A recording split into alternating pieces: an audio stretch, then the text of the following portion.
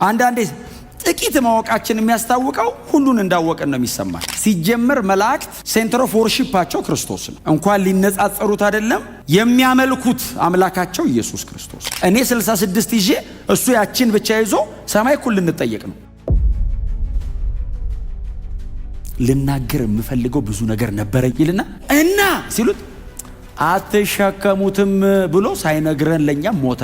አሮጌው ሁሉ አለፈ እኖ ሁሉ አዲስ ሆኗል ካለ በኋላ አዲስ ሰማይና አዲስ ምድር ከላይ ሲወርድ አየሁ። ሰው ምን አድርጎ ነው የሰራው? እግዚአብሔር ሆይ አንፈልግም፣ አንተ እዛው ኑር፣ እኛ እዚህ በቃናል ብሎ ነው የሰራው። እግዚአብሔርስ ይለውጠዋል። ባይዘው እግዚአብሔር መቷቸው አይደለም አርጅተው ይወድቃሉ። እግዚአብሔር እየቀሰፋቸው እንዳይመስል የዘመን ርዝማን ይጥላቸዋል። በራሱ ጊዜ ነው የሚያደርገው። እግዚአብሔር ሆይ ልሞት ነው እመጣለሁ ይላል። አለቀልኝ ስትል አራለሁ። እግዚአብሔር የመጣ ቀን ያለፈው ዘመን በሙሉ ይጠፋብሃል። እንኳን ድሮ አልመጣህ ነው የምትለው።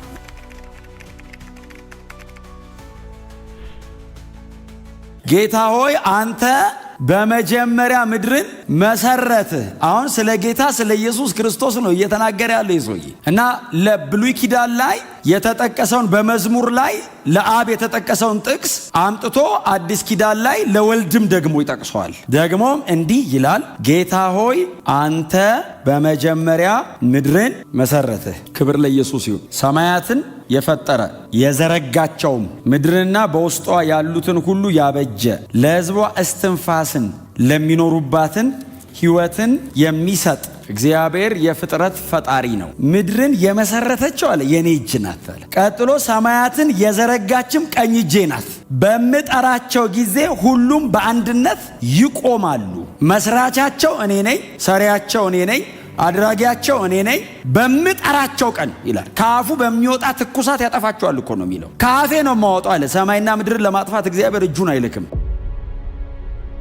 የዚህ ደብዳቤ ጸሐፊ ኢየሱስ ከመላእክት ብቻ ሳይሆን ከየትኛውም ፍጥረት ይበልጣል እየነገረን ያለን እሱ ነው። ከመላእክት ብቻ አይደለም፣ ከየትኛውም ፍጥረት ይበልጣል። ሲጀምር መላእክት የነሱ ሴንተር ኦፍ ወርሺፓቸው ክርስቶስ ነው። እንኳን ሊነጻጸሩት አይደለም የሚያመልኩት አምላካቸው ኢየሱስ ክርስቶስ። እንደ አብና እንደ መንፈስ ቅዱስ ሁሉ እየሰገዱ ቅዱስ ቅዱስ የሚሉት ኢየሱስ ነው። ስጋ ለብሶ መሬት ላይ ስለመጣ ነው ይሄ ሰውዬ ጌታ ኢየሱስ ክርስቶስ ከመላእክት ይበልጣል እያለ ለማስረዳት እየተጨነቀ ያለው። አሁን የሚነግራቸው ደግሞ ከየትኛውም ከተፈጠረ ፍጥረት ይበልጣል። የፍጥረቱ ሁሉ ፈጣሪ ራሱ ነው። ኢየሱስ ከግዙፍ መንፈሳዊ አካላት ይበልጣል ወይ? አዎ። እንዴት? ፈጣሪያቸው ነው። የምድርን ትልቅነት አዲስ አበባ ብቻ ቁጭ ብለን መረዳት ሊያቀተን ይችላል። ስፋቷን፣ እርዝመቷን፣ ክብደቷን፣ ጥልቀቷን ተመራምረው የጻፉልን ሰዎች አሉ። በጣም አስደናቂ ነው። ዲስከቨር ተደርጎ ያላለቀ ስንት ፍጥረት አለ ባህር ውስጥ። ያልተደረሰበት ጥልቀት አለ። መሬት መካከሏ ኮር ነው፣ ማግማ አለ ምናምን ከሚለው የዘለለ በጣም ብዙ የጠለቀ ነገር አናቅም፣ አንደርስበትም፣ አልጨረስነውም፣ አክሰስ ማድረግ አይቻልም ብለን ትተነዋል። የተወሰነ ኪሎ ሜትር ቆፍረን ከዛ በታች የሆነ ድምፅ አለ ብለን የተመለስ ነው። የምድርን መሰረት አንተ አስቀመጥክ ይለዋል። እኛ የተወሰነ ሺህ ሜትር ቆፍረን በቃ እሱ መሰረት ያስቀመጠው እሱ። የትኛውም ግዙፍ ነገር የተፈጠረው በክርስቶስ ነው። የተፈጠረ ነገር በሙሉ የተፈጠረው በክርስቶስ ነው። ጅማሬ ያለውን ነገር በሙሉ እግዚአብሔር የጀመረው በልጁ ነው። እርሱ ለዘመኑ መጀመሪያ የለውም። መንግስት ወይንም ዙፋን ከዘላለም እስከ ዘላለም ጸንቶ ይኖራል። ዙፋን፣ አገዛዝ፣ ስርዓት፣ ማንነት ነው አይደል? ዙፋን ወንበሩ አይደለም። ወንበር የለውም እግዚአብሔር። ዙፋን አገዛዝ ነው፣ ስርዓት ነው፣ ገዥነቱን የሚያመለክት እንጂ እግዚአብሔር የሚቀመጥበት ወንበር የለውም። አንዳንዴ ጥቂት ማወቃችን የሚያስታውቀው ሁሉን እንዳወቀን ነው የሚሰማን። እውነቴን ነው። ምንም የማያውቅ ሰው ነው ሁሉ እንደሚያውቅ የሚያውቅ። ትንሽ ስትማሩ ሁሉንም ነው የሚያስተምሯችሁ። በጣም ስትማሩ አንድ ጉዳይ ላይ ነው ስፔሻላይዝ የምታደርጉት። ስለዚህ በጣም ወደ እግዚአብሔር እየተጠጋ ሲሄድ ሰው የሚገባው ነገር ምንም አለማወቁ ብቻ ሳይሆን እግዚአብሔር ምን እንደሚያክልም ነው እየገባው። ስለዚህ በብዙ ፍርሃትና ጥንቃቄ ነው የሚጠጋው። ምንም የማያውቀውን ሰው እግዚአብሔር አሁን ድፍን እስራኤል ሲበድል እግዚአብሔር እቀጣቸዋለሁ ይላል። ሙሴ ሲበድል አያልፈውም፣ ወዲያው ነው የሚቀጣው። ለምን? በጣም ያውቀዋል። ሙሴም ለመበደል እንዲች አይበድልም ቶሎ፣ በጣም ረጅም ማይል ሄዶ ነው የሚሳሳተው። ሲሳሳተስ አያልፈውም። ለምን? የበለጠ ያውቃል። አሁን የዕብራውያን ደብዳቤ ያለው ሰውዬ የቆላሲያስ፣ የኤፌሶን፣ የሮሜ ደብዳቤ እጁ ላይ የለም። ዕብራውያን ብቻ ነው እጁ ላይ ያለ እና የብሉይ ኪዳን የነ ኤልያስ፣ የነ አብርሃም፣ የነ ሙሴ የብሉይ ኪዳን መጽሐፍ ነው እጁ ላይ ያለ። ከዚህ ውስጥ ነው እንግዲህ ሰብስቦ ለድነቱ የሚበቃውን ብቻ ሳይሆን ሰማይ ሊያሸልመው የሚችል ህይወት የሚኖርበትንም እውነት ከዚች ውስጥ ነው ቀድቶ የሚኖረው። እኔ 66 ይዤ እሱ ያችን ብቻ ይዞ ሰማይ እኩል ልንጠየቅ ነው። ስለዚህ ወደ መጽሐፉ ወርድ ስተዲ ውስጥ ግቡና እያንዳንዷን ነገር መጽሐፍ ቅዱስ እንኳን ቃሉ አይደለም ስርዓተ ነጥቡ ያለ ምክንያት አልተቀመጠም። ነጠላ ሰረዝና ድርብ ሰረዙ በምክንያት ነው የገባው። ጌታ ኢየሱስ ሕጉን እፈጽመዋለሁ አይደለም ያለው፣ ነቁጣው አይቀርም። ምን ማለት ነው? ነቁጣ እኮ ዶት ማለት እኮ ነው። ስርዓተ ነጥብ ጠብቄ ነው እፈጽመዋለሁ። ስርዓተ ነጥቡ ድምፅ ከቀየር ድምፅ ቀይሬ ያደርገዋለሁ አለ። ስኖረው ስርዓተ ነጥቧን እጠብቃታለሁ አለ፣ እንኳን ሕጉን። ስለዚህ በዚህ አይነት ጥልቀትና በጣም በተብራራ መንገድ መጽሐፍ ቅዱስን ማንበብ አለብን። ሰውየው ቀራጭ፣ ሰውየው የሆነ ነገር ብቻ እንዳይመስላችሁ፣ ሐኪም ምናምን ብቻ። የመንፈስ ብርሃን መገለጥ፣ የመለኮት አብርሆት ላያቸው ላይ አለ። ኢየሱስን በአካል ያውቁታል። ከባድ ኢየሱስን በአካል ያውቁታል። ታውቃለህ? መለኮት ነው የሚልን ነክቶት ያውቃል። አምላክ መሬት ሲወርድ የዓይን ምስክር ነው። አብሮት ምግብ በልቶ ያውቃል። መንገድ ላይ ሲሄድ ኢየሱስ ብሎ ጠርቶት ያውቃል። እግዚአብሔር ወልድን ማለት ነው። ይሄ ሰውዬ ሲያስረዳ እንዴት ያስረዱን! በጣም ባለጠጋ ናቸው በማስረዳት አቅም፣ ግን ሲያጡ እናገኛቸዋለን አይደል?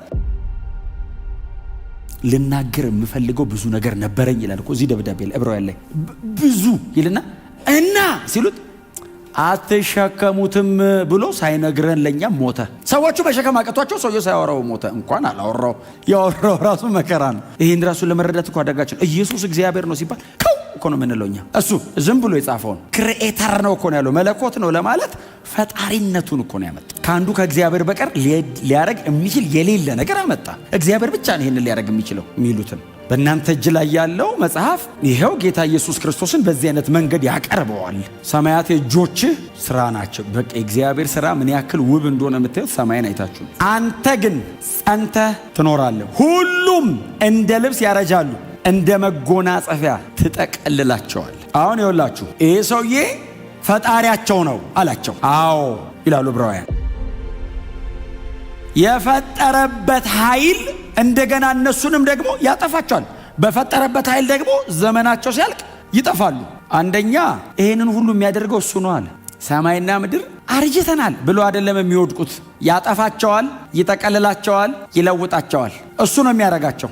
አሮጌውን ሰማይና ምድር ቀይሮ አዲስ ሰማይና ምድር ከሰማይ ያመጣል። አሮጌው ሁሉ አለፈ፣ እነሆ ሁሉ አዲስ ሆኗል ካለ በኋላ አዲስ ሰማይና አዲስ ምድር ከላይ ሲወርድ አየሁ። ይሄኛውን አርጅተሃል ብሎ አስወግዶ ሌላ አዲስ ሰማይ አዲስ ምድር የሚያጠፋቸው እንደ ልብስ ትጠቀልላቸዋል። ሌላ ምን ያክል ግዙፍ አምላክ! ሰማይና ምድርን እንደ ልብስ በእጁ ትጠቀልላቸዋል። ቀጥሎ ትለውጣቸዋለህ የሚለው አዲስ ሰማይና አዲስ ምድር ታመጣለህ ነው። ይለወጣል። እግዚአብሔር እዚህ ምድር ላይ ዘላለም እንድንኖር አልወሰነም። ለትንሽ ጊዜ ነው የመጣ ነው አይደል? ለ120 ማክሲመም ለ120 ከ80 በላይ ድካምን ይላል፣ ግን 120 ዓመት ከኖረ ሰው። አሁን የዚህ የዕብራውያን ደብዳቤ ጸሐፊ ፈጣሪውንና ፍጡሩን ነው እያቀረበልን ያለው። እጅግ የላቀ ነው ይለና እነዚህ የጸኑ የሚመስሉ የሚናወጡ የማይመስሉ ለዘላለም የሚቀመጡ የሚመስሉ የሚያረጁ አይመስሉም። አንዳንድ ከተሞች ያረጃሉ ይልና ትለውጣቸዋል ይላል። ሰው ምን አድርጎ ነው የሰራው? እግዚአብሔር ሆይ አንፈልግህም፣ አንተ እዛው ኑር፣ እኛ እዚህ በቃናል ብሎ ነው የሰራው። እግዚአብሔርስ ይለውጠዋል። ለሰው ልጅ ይሄ መኖሪያው አይደለም፣ ሌላ አለ። ክብር ለኢየሱስ ይሁን። ስለ ኢየሱስ ሲናገርስ አንተ ግን ጸንተህ ትኖራለህ። እነዚህ ሳይጀመሩ ለዘላለም የኖርክ ነህ። እነዚህ ተጠቅልለው ተቃጥለው ሲያልፉ አንተ ግን ለዘላለም ጸንተህ ትኖራለህ። አንተ ግን ጸንተህ ትኖራለህ ብቻ አይደለም የሚለው፣ አንተ ግን ያው አንተ ነህ። አንቼንጀብል ጋድ፣ የማይለወጥ አምላክ። አንተ ግን ያው። ይሄ የተጻፈው ስለ ጌታችን ስለ መድኃኒታችን ስለ ኢየሱስ ክርስቶስ ነው። ስለ አብና ስለ መንፈስ ቅዱስ አይደለም። የዚህ ደብዳቤ ጸሐፊ እየጻፈ ያለው አብ ማለት መንፈስ ቅዱስ ማለት እያለ አይደለም፣ ኢየሱስን ነው እየጻፈው ያለው። ባይዘው ራሱ መጽሐፉ በሚነዳን መንገድ እንሄዳለን። የሚያነሳበት ቦታ አለ፣ ያኔ እናነሳለን። ዛሬ ግን ስለ ጌታ ስለ ኢየሱስ ክርስቶስ ማንነት ነው እየጻፈ ያለው። የሰማያት የምድር ፈጣሪ ነህ፣ እነሱን ታስረጃቸዋለህ፣ ትጠቀልላቸዋለህ፣ ይለወጣሉ። አንተ ግን ለዘላለም ጸንተህ ትኖራለህ። አንተ ግን ያው አንተ ነህ። አንተ ግን ያው አንተ ነህ ካለው በኋላ ዘመንህም ፍጻሜ የለውም። ጌታ ኢየሱስ ክርስቶስ የዘላለም አምላክ ነው። ጌታ ኢየሱስ ክርስቶስ የዘመን እርዝማኔ ስጋት የለበት። ዳንኤል 7 ላይ አንድ ቃል አለ፣ በዘመናት የሸመገለ የሚል ቃል አንብባችሁ ታውቃላችሁ? በዘመናት የሸመገለ። ይሄ ቃል ቀጥታ የተጠቀሰው ለእግዚአብሔር አብ ነው። እግዚአብሔር ወልድም በማንነቱ ልክ እንደ አባቱ ነው፣ ልክ እንደ መንፈስ ቅዱስ ነው። አብን ሲጠቅሰው በጣም ግሎሪየስ ነው የሚጠቀሟቸው ቃላቶች፣ በጣም ክብር የተጫኑ ናቸው አይደል? ቮካብለሪዎቹ የመጽሐፍ ቅዱስ ቮካብለሪ በዘመናት የሸመገለ። ምንም ነገር በእግዚአብሔር ፊት ያረጃል። ምንም ኃይለኛ በእግዚአብሔር ፊት ይደክማል። ታላላቆች በሙሉ በፊቱ በጊዜ ርዝማኔ ይደክማሉ። ባይዘው እግዚአብሔር መጥቷቸው አይደለም አርጅተው ይወድቃሉ። እግዚአብሔር እየቀሰፋቸው እንዳይመስልህ የዘመን ርዝማኔ ይጥላቸዋል። እሱስ ዘመን ከቶ ያለ እግዚአብሔር እየቀጣቸው እንዳይመስልህ እኮ እኛ ነን እኮ አሁን ምድር ላይ እግዚአብሔር ሆይ ይህ ሁሉ መከራ እየወረደ እንለዋለን። 50 ዓመት ኖረን እሱስ ዘላለም አምላክ ምድር ከተወለደችበት እስከምትጠቀለልበት ቀን ድረስ በፊቱ ነጥብ ነው። ዘላለም ውስጥ እኮ 9000 ዓመት ነጥብ፣ ከዘላለም ውስጥ ደግሞ 70 ዓመትህን አስገባው። የለም በእግዚአብሔር ሳይዱኑና እዩት እስቲ። ጉዳዩን አይደለም ራሳችንን እንንቃለን። በእውነት የማይደክመን የሚመስለን ሰዎች እግዚአብሔርን ቀና ብላችሁ እዩት። አምላክ ነኝ ያሉ ነገስታቶች እግዚአብሔር ገሏቸው አይደለም አርጅተው ነው የሞቱት። እሱስ ለዘመኑ ፍጻሜ። አንተ ግን ያው አትለዋወጥ። ክብር አይጨምርም አይጎልበትም። እግዚአብሔር ክብር አይጨምርም። ያለቀለት አምላክ ነው። ተሰብስበን ተመስገን ስንለው ባይዘው ከማንነቱ ገብታን ነው የሆነች ነገር ቦግ ስትል እንላለን። ክብር ላንተ ይሁን ስንል እልልልል ስንል ያለውን እያየና ደንቃለን እንጂ በእኛ ልልታ እግዚአብሔር የሚጨምረው ክብር እግዚአብሔር ከፍ አይልም። የበቃው አምላክ። ለዛ ነው እንደኛ ቶሎ ቶሎ አይመጣም። አሁን እኛ ጊዜ እንደሌለን ስለምናቅ ቶሎ ቶሎ ነው የምናደርገው። እግዚአብሔርስ የዘላለም አምላክ ይደርሳል፣ ያውቀዋል። እኔ ነገ ይኑር አይኑር ሲነጋ ነው የማውቀው። እሱስ ዘላለም በፊቱ ተሰብስበዋል። በራሱ ጊዜ ነው የሚያደርገው። እግዚአብሔር ሆይ ልሞት ነው እመጣለሁ ይላል። አለቀልኝ ስትል አራለሁ። ከዛ ሲመጣስ እንኳን ያን ያልመጣህ ነው የሚያስብለን፣ ያስረሳናል። ክብር ለስሙ ይሁን። አይዘገይም፣ አይቸኩልም፣ ስሜታዊ አይደለም። የኛ አምላክ ጥላሁን እንዳያዝን ብሎ የሚያደርገው ነገር የለም። ስብርብር ብል የመጣው ቀን ጠጋግኖ ያቆመኛል። ከምድር አፈር የሰራኝ እሱ አይደል እንዴ? ድክምክም ስል ስብስብ አድርጎ ከመር አድርጎ አዳምን እንዳረገው እንዲሰብሰብ አድርጎ በጣም ብንሆን እኮ ፈርሰን መውደቅ ነው። እሱ አፈር ከምሮ ሰው ያደርጋል። እንኳን የደከመ ክርስቲያን ሰብሰብ አድርጎ የመጣ ቀን ሰብሰብ አድርጎ ለትውልድ ነው ማረግ ሲል የደከምክበትን ዘመን ሁሉ ትረሳዋለህ። የተምችና ኩብኩባ ማና የበላውን ዘመናችሁን እከሳለሁ ሲል እኮ ነው እግዚአብሔር። እከሳለሁ ሲል እኮ ባይዘ ስንት ዓመት የተቃጠለብህ እኮ አይደለም። እግዚአብሔር የመጣ ቀን ያለፈው ዘመን በሙሉ ይጠፋብሃል። እንኳን ድሮ አልመጣህ ነው የምትለው። የዘመኑ ርዝማኔ ዘላለም ነው። እኔ የነዚህ የዕብራውያን ተደራሲያን ያህዌን ስለሚያውቁት እንዴት ነው የሚደሰቱት? አሁን በብሉይ ኪዳን ላይ ያሉትን የመዝሙረኛውን እያመጣ ሲገጥመው ኢየሱስ ላይ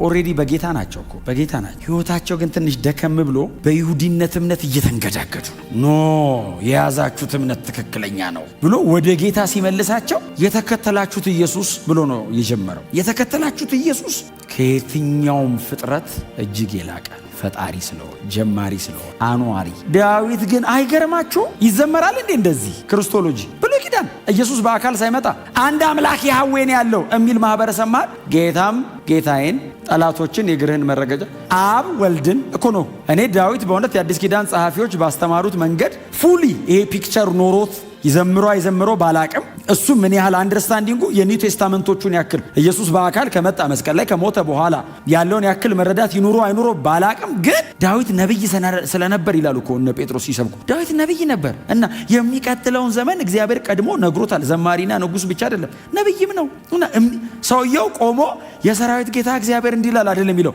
መዝሙር ነው የሚዘምር። ጌታም ጌታዬን ጠላቶችን የእግር መረገጫ እስከማደርግልህ ድረስ በቀኜ ተቀመጥ አለው። ስለዚህ ጌታ ኢየሱስ ክርስቶስ በመስቀል ላይ የሰራውን ስራ ነው የሚያነሳው ማለት ነው። ከዛ በኋላ ጌታ ኢየሱስ ክርስቶስ መሞቱና መቀበሩን ከዛ ተነስቶ ደግሞ በእግዚአብሔር ቀኝ መቀመጡን ነው የሚናገረው። ስለዚህ ለዳዊት ገብቶታል ማለት ነው። ኢንካርኔሽንም ክሩሲፊክሽንም ገብቶታል። ስለዚህ እግዚአብሔር ወልድ ጌታችን መድኃኒታችን ኢየሱስ ክርስቶስ ፈጣሪ ነው፣ አጽኚ ነው፣ የሰማይና የምድር ጠቅላይ እሱ ነው። ለዘላለም በአባቱ ፊት የሚያቀርበን አዳኛችን ጌታ ኢየሱስ ክርስቶስ ነው።